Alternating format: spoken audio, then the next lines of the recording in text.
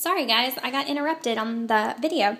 But like I was saying with these are just these little mulch blocks, and what we're going to do is you take the seeds that you have in here, and you can do this too. This is another option.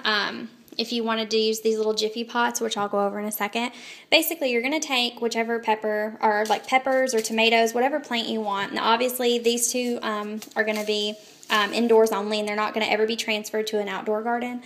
But, for instance, like these, the tomatoes, what you can do is you're going to pick how many plots you want, and you just take it and you wet this. And once you wet this, it's going to expand to look like this, all of this loose dirt.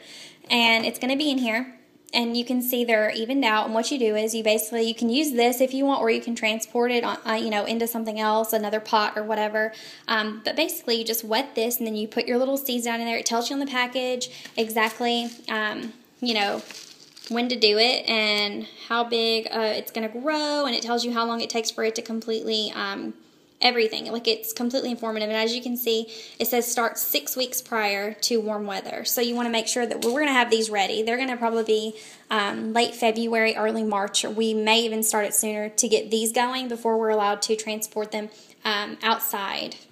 So like I said, that's an option you can always do with these little pots right here, and these will be transferred into a bigger garden outside. So I wouldn't go this method unless you were intending on putting this outside, because honestly, these bell peppers and onions and things, they're not going to grow well inside.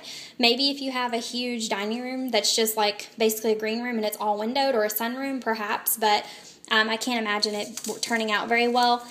But and like I said, if you can't do the outdoor, pumpkins and tomatoes and everything, squash, whatever, garden, because you don't have the yard space, you can always do little, like a mint plant or a lavender plant. Herbs are great, and they have so many uses, and you can do these in a little pot indoors too. I mean, these are always fun. I'm actually going to do these myself, and I'll show a video as we progress over the next few months of what my husband and I, because this is a lot him too. He's going to be helping me greatly.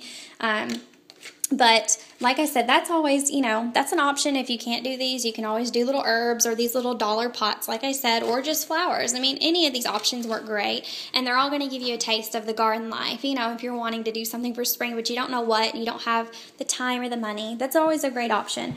One more thing I will say about these little Jiffy pots, these are great for transporting. If you don't want to do this route where you'd have to like pull it out and everything yourself, you can take a pan like this, and let me move my flowers. You can take a pan like this, which is actually my husband's route he's doing for these ones. He's going to do it this way. This is also another way, but I think this is going to be preferable. We're going to do these little pots because these are biodegradable. So what you do is you put your little pots out, and then you just line them up on here, and then you can put your mulch in there. We have a huge bag of mulch in the other room, which I'm not going to pull out because it's super heavy, but it's organic mulch. You can get it anywhere.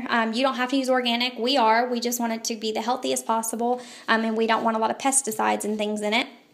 So what you can do is you just line these up, fill them up with mulch and things, kind of cover them, and then you put your seeds in there. And these particular ones have to wait 6 to 8 weeks prior to, like I said, putting them in your garden.